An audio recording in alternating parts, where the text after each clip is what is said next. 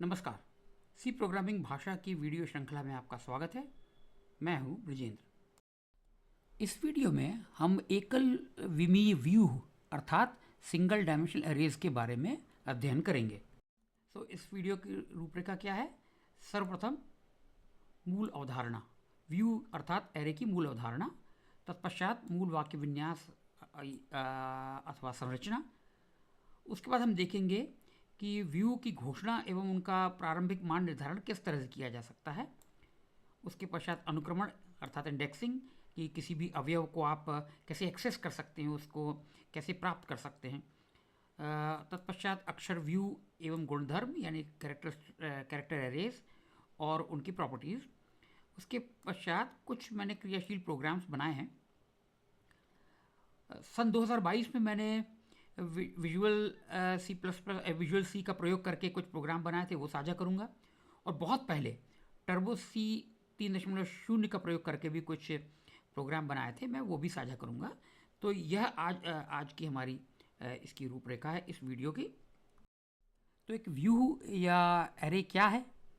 एक व्यू सन्निहित स्मृति में, मेमोरी में समान आंकड़ा प्रकार के अवयवों का एक संग्रह होता है और इसकी विशेषता यह है कि एक ही नाम से निर्दिष्ट होता है या रेफर होता है। जैसे उदाहरण के लिए हमारे पास एक एरे है जिसमें 4 इंटीजर हैं और यदि एक यानी पूर्णांक संख्याएं हैं, और यदि उनका माप 4 बाइट का है, एक इंटीजर 4 बाइट का है, तो पहला इंटीजर यहाँ पर सुरक्षित किया जाएगा, स्टोर किया जाएगा। और मान के चलिए कि कैपिटल ए हमने नाम दे दिया उस एरे का या व्यू का, तो प्रथम पूर्णांक इधर प्रारंभ की 4 बाइट्स में, द्वितीय पूर्णांक अगली 4 बाइट्स में, फिर तृतीय पूर्णांक अगली 4 बाइट्स में, और अंतिम पूर्णांक अंतिम 4 बाइट्स में, बाइट नंबर 12, 13, 14, 15 में आ जाएगा। ठीक है। लेकिन विशेषता ये कि चारों पूर्णांक संख्याएं, पूर्ण संख्याएं एक ही नाम से निर्दिष्ट होंगी, उनका एक ही नाम होगा ए। अच्छा, इनका जो है क्रम बदल सकता है, ये एंडियननेस पर निर्भर करता है, उसके बारे में हम किसी अन्य वीडियो में चर्चा करेंगे। अब इसका देख लेते हैं वाक्य विन्यास एकल विमीय का। आंकड़ा प्रकार, किस प्रकार का आंकड़ा है इस व्यू में, फिर उसका नाम जो कि एक अद्वितीय होना चाहिए, फिर ये कोष्ठक, 2 कोष्ठक, बड़े कोष्ठक और अर्धविराम, और इन दोनों के बीच में माप, साइज, यानी हम कितने अवयव चाहते हैं इस व्यू में। तो जैसे उदाहरण के लिए यहाँ पे 4 है तो यहाँ पे हम 4 लिखेंगे।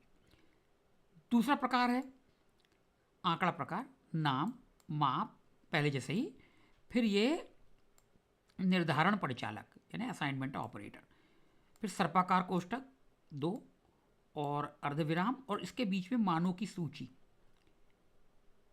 मानों की सूची यानी यदि हमने आंकड़ा प्रकार हमारे यहाँ इंट है तो ये सारे मान इंट होना चाहिए। तीसरी तरह से हम कैसे कर सकते हैं मान निर्धारण? आंकड़ा प्रकार, नाम और प्रारंभ और अंत कोष्ठक बड़ा वाला, बीच में कुछ नहीं लिखा है, निर्धारण परिचालक, सर्पाकार कोष्ठक, इनके बीच में मानों की सूची और अर्धविराम। तो दोनों में अंतर क्या है? यहाँ पर हमने माप लिखा हुआ है लेकिन हमने यहाँ पर माप नहीं लिखा है। तो इससे क्या होता है, संकलक अपने आप ही पता कर लेता है कि कितने अवयवों के लिए स्थान सुरक्षित रखना है। अब कुछ विचारणीय बिंदु ये हैं कि आंकड़ा प्रकार क्या है? निर्मित यानी बिल्ट इन या उपयोगकर्ता द्वारा परिभाषित यानी यूजर डिफाइंड। तो निर्मित का अर्थ है कि इंट, अनसाइंड इंट, फ्लोट, कैर इत्यादि। और उपयोगकर्ता के उदाहरण कैसे हैं? स्ट्रक्ट यानी स्ट्रक्चर, यूनियन इत्यादि। नाम कैसा हो सकता है? किसी भी दायरे में कोई भी वैध एवं अद्वितीय नाम होना चाहिए कि दायरे में एक ही नाम होगा उसका निरूपण। माप, आंकड़ा प्रकार के अवयवों की संख्या, और इसके ये एक वो है, इसमें क्या कहते बंधन है कि पूर्ण संख्या स्थिरांक होना चाहिए ये, वो भी संकलन के समय, यानी जब आपके प्रोग्राम को का संकलन हो रहा है, कंपाइलेशन हो रहा है, उस समय इस माप का मान पता होना चाहिए और यह 0 से अधिक होना चाहिए। इसमें एक बात और ध्यान रखें कि हम हो सकता है हम इसके 5.0 लिखे, वही कि कहने का तात्पर्य कि भी तो पूर्ण संख्या ही है, लेकिन इसका निरूपण कैसे होता है? वास्तविक संख्या के रूप में। तो वहाँ शुद्ध रूप से पूर्णांक ही होना चाहिए, पूर्ण संख्या ही होना चाहिए जिसका मान 0 से अधिक हो।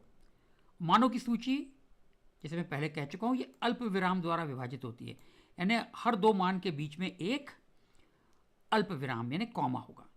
और एक बात और कि मानों की संख्या एवं माप समान होना चाहिए। जैसे ये है, इधर ये लिखा है हमने, तो यहाँ पे उतने ही मान होना चाहिए जितना कि मान यहाँ पर लिखा हुआ है।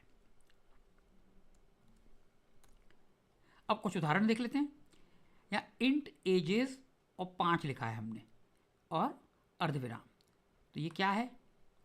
एजेस 5 पूर्णांकों का व्यू है। प्रारंभिक मान इसका निर्धारित नहीं होता है, ये अनिश्चित होते हैं, मान कुछ भी हो सकते हैं, संकलक इसका निर्धारण करेगा। अगला है फ्लोट टेम्परेचर्स 4। तो यहाँ पे टेम्परेचर्स क्या है?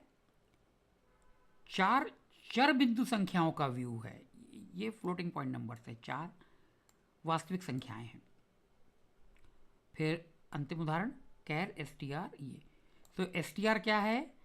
5 माप का अक्षर व्यू है, कैरेक्टर एरे, जिसमें 4 तो अक्षर हैं एवं अंतिम अक्षर जिसे हम नल कैरेक्टर भी कहते हैं, नल अक्षर भी कहते हैं, या सिंगल कोट के अंदर, एकल कोट के भीतर /0 हम लिखते हैं, 0 लिखते हैं, जिसका कि नल बाइट भी कहते हैं कई बार हम इसे।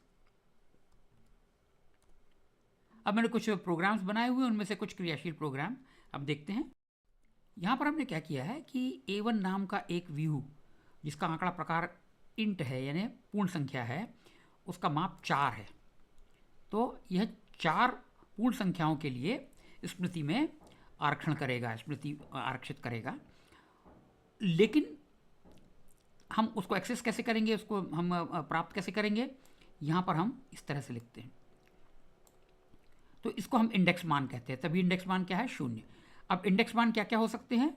वैध इंडेक्स मान होंगे 0 से प्रारंभ, क्योंकि गणना 0 से प्रारंभ होती है। तो 0, 1, 2 और 3 यानी माप से 1 कम, ये वैध इंडेक्स मान है। यदि हम इंडेक्स मान की सीमा से बाहर जाते हैं तो क्या परिणाम होता है, यह संकलक पर या कंपाइलर पर निर्भर करता है। ठीक है। सो यहाँ पर हमने 0 इंडेक्स मान दिया है। और यहाँ पर एक बात और है, क्योंकि हमने कोई मान निर्धारण नहीं किया है, हमने असाइन नहीं किया है, तो यह कुछ भी मान, यहाँ पे चारों पूर्ण संख्याओं के मान अनिश्चित होंगे। क्या होंगे? रैंडम होंगे या आर्बिट्रेरी होंगे, हम कुछ भी मान हो सकते हैं। तो इसके परिणाम स्वरूप ये प्रिंट एफ कुछ मान प्रिंट करेगा। क्या होगा हमें नहीं मालूम। यहाँ पर मैंने क्या किया है कि निर्धारित कर दिया मान प्रथम पूर्ण संख्या का वो 10। सो यहाँ पर वो प्रिंट करेगा 10 और यहाँ पे पुनः कुछ अनिश्चित मान, रैंडम मान प्रिंट कर देगा। इस कथन में हमने क्या किया है? दूसरा तरीका अपनाया है। इसमें हमने घोषणा के साथ ही उनके मान निर्धारण कर दिए। तो यहाँ पर 3 है, तो हमें 3 मान उपलब्ध कराने होंगे, 10, 20, 30। तो यह फॉर लूप क्या करेगा? तीनों मान प्रिंट कर देगा। अब इस कथन में हमने चर बिंदु संख्याएं यानी वास्तविक संख्याएं हमने ली हैं।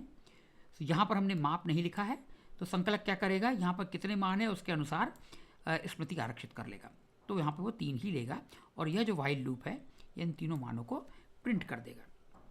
तो चलिए हम देखते हैं, इसको रन करके देखते हैं। ये देखिए, जैसे कहा था, यहाँ पर उसने क्या किया? एक रैंडम मान प्रिंट कर दिया। यहाँ पर इसने क्या किया? इसके लिए तो 10 कर दिया प्रिंट, लेकिन ये 10 कर दिया, ये आगे है, ये यहाँ किया। और इसके लिए इसने प्रिंट कर दिया सम, कुछ आर्बिट्रेरी मान। ठीक है। अब इसमें क्या किया इसने? यहाँ पर 3 मान हमने निर्धारित किए थे, तो तीनों मान यहाँ पर उसने प्रिंट कर दिए, 10, 20 और 30। अब इसमें हम देखते हैं, ये व्हाइल लूप ने क्या किया? ये तीनों मान प्रिंट कर दिए। और स्वमेय व्यवस्था में यानी बाय डिफ़ॉल्ट हम जानते हैं कि इसी प्रोग्रामिंग भाषा में वास्तविक संख्याएं जब वो चर बिंदु के रूप में होती हैं तो वो दशमलव के बाद 6 अंकों तक प्रिंट करता है, इसलिए उसने इस तरह से प्रिंट किया है। एक बार और इसको रन करके देखते हैं। अब देखिए आप, यहाँ पर इसने इसके लिए एक दूसरा ही मान प्रिंट कर दिया, और यहाँ पर भी देख लीजिए इसके लिए इसने क्या मान प्रिंट किया, कुछ और जो पहले से भिन्न है। कहने का तात्पर्य यह है कि जो मान हम निर्धारित नहीं करते, जहाँ पर निर्धारण कथन में हमने कोई भी मान उपलब्ध नहीं कराया है, तो संकलक अपनी ओर से मानकर उसकी व्यवस्था करता है। तो क्या करेगा वो, संकलक विनिर्माण में और उसके इम्प्लीमेंटेशन पर निर्भर करता है। यहाँ पे हमने क्या किया है, यहाँ पर हमने 3 माप का एक अक्षर व्यू A1 नाम का हमने घोषित किया है, और उसके तीनों मान, ठीक है, 3 मान हमने किए हैं जो वो हमने निर्धारित कर दिया है। प्रथम स्थान पर है कैपिटल ए, द्वितीय स्थान पर कैपिटल बी, और तृतीय स्थान अंतिम स्थान पर नल कैरेक्टर। तो इसको करना क्या चाहिए, इधर कैपिटल ए प्रिंट करना चाहिए, कैपिटल बी, उसका 2 ही कैरेक्टर प्रिंट करना है, और न्यू लाइन कैरेक्टर, तो वो कर्सर दूसरी लाइन पे चला जाएगा। और ये जो इसका विशेष रूप है, जैसे इसमें ये सिर्फ अक्षर श्रृंखलाओं के अक्षर व्यू के लिए ये लागू होता है, अन्य आंकड़ा प्रकार के व्यू के लिए लागू नहीं होता है। तो यहाँ पे ये क्या करेगा, यहाँ हमने उसका इंडेक्स क्रमांक उपलब्ध नहीं कराया है, और जब भी हम किसी व्यू का नाम लिखते हैं, इसका मतलब है हम उसका पता लिख रहे हैं, एड्रेस लिख रहे हैं।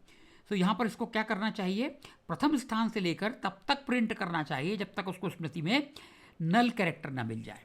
तो यहाँ पर इसको क्या करना चाहिए, यहाँ से प्रिंट करेगा कैपिटल ए, कैपिटल बी, और फिर रुक जाएगा, जैसे पहले वाले में किया है, लेकिन ये थोड़ा सा भिन्न है। दूसरी इसमें इस पंक्ति में हमने क्या किया है, A2 नाम का दूसरा अक्षर व्यू हमने घोषित किया है, जिसका माप 10 है। प्रायः 9 स्थान हम अक्षरों के लिए रखते हैं और अंतिम स्थान नल कैरेक्टर के लिए। यहाँ पे मैंने एक अलग ही क्रम में, किसी भी क्रम में आप व्यक्तिगत मान निर्धारित कर सकते हैं, किसी भी क्रम में। सो मैंने यहाँ पे 9वें स्थान यानी इंडेक्स क्रमांक 8 पर नल कैरेक्टर दिया है, अंतिम स्थान पर कैपिटल Z, तो ये तो प्रिंट होना ही नहीं चाहिए, और प्रथम स्थान पर कैपिटल A, इसके बाद वाला स्थान मैंने छोड़ दिया है, तो इसका मतलब वो आर्बिट्रेरी उसको लेना चाहिए, और फिर इधर मैंने कैपिटल C लिखा है। तो यहाँ पर ये क्या करना चाहिए, प्रथम स्थान से प्रिंट करेगा कैपिटल A, फिर जो भी रैंडम मान दिया होगा वो कैरेक्टर प्रिंट करे, फिर इस तरह से चलता रहे, और 9वें स्थान यानी इंडेक्स क्रमांक 8 पर जाकर रुक जाना चाहिए। लेकिन देखते वो करता क्या है, क्या मानता है। रन करके देखते इसको।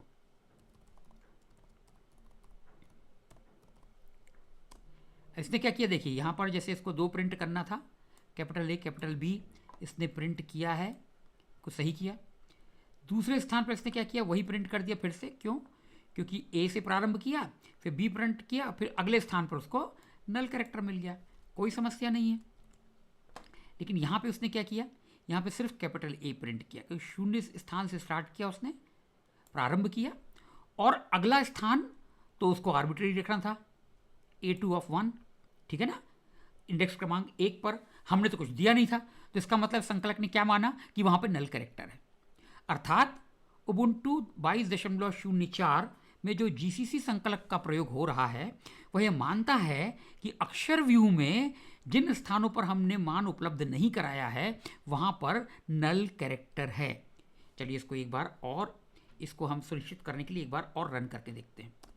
अभी भी उसने यही किया है। तो कहने का तात्पर्य यह है कि अक्षर व्यू में संकलक ये सुनिश्चित करता है कि जो मान हमने निर्धारित नहीं किए वहाँ पर वह क्या माने। तो यह संकलक जो जिसका मैं प्रयोग कर रहा हूँ यहाँ पर, उसने नल कैरेक्टर माना है। यहाँ पे मैं विजुअल C++ 2022 का प्रयोग कर रहा हूँ। यहाँ पर मैंने एक अक्षर व्यू यानी अरे मैंने घोषित किया है, जिसमें कि 10 अक्षरों के लिए स्थान है, और ये देखिए यहाँ पे लिखा हुआ है 10। प्रथम स्थान पर मैंने कैपिटल A, जिसका कि ASCII कोड देखिए यहाँ पर लिखा हुआ है 65 है, दूसरा मैंने छोड़ दिया है। तीसरे में मैंने कैपिटल B स्टोर किया है, तो उसका ASCII कोड 66 है, यहाँ पे दिख रहा है। उसके बाद मैंने 3, 4, 5, 6, 7 ये सब सारे स्थान छोड़ दिए, तो यहाँ पर आर्बिट्रेरी या रैंडम अक्षर इसको लिखना चाहिए, तो इसने क्या लिखा है वो भी देख लेंगे। फिर अनुक्रमण ने इंडेक्स लोकेशन 8 यानी 9वें स्थान पर मैंने नल अक्षर, नल कैरेक्टर यहाँ पर से इनिशियलाइज़ किया और उसके बाद एक कैपिटल ज़ेड दिया हुआ है। तो इस कथन से क्या होना चाहिए? कि सारे अक्षर प्रिंट करना चाहिए जो कि अ, नल कैरेक्टर हैं। तो देखिए हम इसको रन करके देखते हैं। ये देखिए दाहिनी तरफ आप देखिए प्रथम अक्षर उसने कैपिटल ए प्रिंट किया है, उसके बाद इसने एक ब्लॉक कैरेक्टर प्रिंट कर दिया है। इसका आस्की कोड 127 के बाद होगा। उसके बाद बी, तो जो-जो मैंने इसको हमने जिन-जिन मानों का मैंने निर्धारण किया वो तो वैसे ही हैं, लेकिन जहाँ पर हमने कुछ नहीं दिया है, वहाँ पर इसने इस अक्षर का प्रयोग किया है। अब आप यदि इसकी गिनती कर लें, तो 1, 2, 3, 4, 5, 6, 7 किसी की नहीं 1, 2, 2, 3, 4, 5, 6, 7, 8 तो 8 अक्षर इसने प्रिंट किए, वो आप यहाँ पे देख सकते हैं कि 9वें स्थान पर मैंने नल कैरेक्टर लिखा है। कहने का तात्पर्य यह है कि यदि आप स्वयं का संकलक बनाते हैं, कंपाइलर बनाते हैं, तो जिन स्थानों पर हमने प्रारंभिक मान निर्धारण नहीं किया है, यानी इनिशियलाइज़ेशन नहीं किया है, वहाँ पर चाहे तो आप कोई भी अक्षर मान सकते हैं। यहाँ पर मैं टर्बो सी प्लस प्लस 3.0 जो कि 1992 में रिलीज़ हुआ था उसका प्रयोग कर रहा हूँ। यहाँ पर मैंने 10 अक्षरों का एक व्यू यानी एरे घोषित किया हुआ है और प्रथम अक्षर कैपिटल ए है, उसके बाद मैंने छोड़ दिया है तो वो कुछ भी मान सकता है। उसके बाद कैपिटल बी जिसका आस्की कोड 66 होता है। उसके बाद 3, 4, 5, 6, 7 मैंने छोड़ दिए हैं और इंडेक्स नंबर 8 या अनुक्रमण क्रमांक 8 पर मैंने नल कैरेक्टर लिखा है। तो यह प्रिंटफ क्या करेगा? प्रारंभ से प्रिंट करना प्रथम प्रथम स्थान से प्रिंट करना प्रारंभ करेगा और तब तक प्रिंट करेगा जब तक स्मृति में या मेमोरी में उसे नल कैरेक्टर नहीं मिल जाता। तो देखते हैं कि ये क्या करता है। अभी हम इसको एग्जीक्यूट करते हैं, कंट्रोल F9 उसने प्रिंट किया है। अब हम देखते हैं ये क्या करता है। ये देखिए यहाँ इसने कैपिटल ए प्रिंट किया, उसके बाद हृदय का अक्षर बना दिया उसने हार्ट, जो कि एक रैंडम मान लिया उसने। उसके बाद कैपिटल बी, उसका उसने कुछ भी प्रिंट नहीं किया। सो कहने का तात्पर्य है कि यदि आप स्वयं का संकलक या कंपाइलर बनाते हैं तो आप जो मान हमने निर्धारित नहीं किए उसके स्थान पर कुछ भी मान सकते हैं। यहाँ पर इसने विजुअल सी प्लस प्लस की तरह ब्लॉक कैरेक्टर नहीं लिया, इसने ब्लॉक कैरेक्टर अपने मन से ले लिया है। ठीक है, अगले वीडियो में हम उच्चतर विमी व्यू का अध्ययन करेंगे, अर्थात हायर डायमेंशनल एरेज। इस वीडियो में बस इतना ही। धन्यवाद।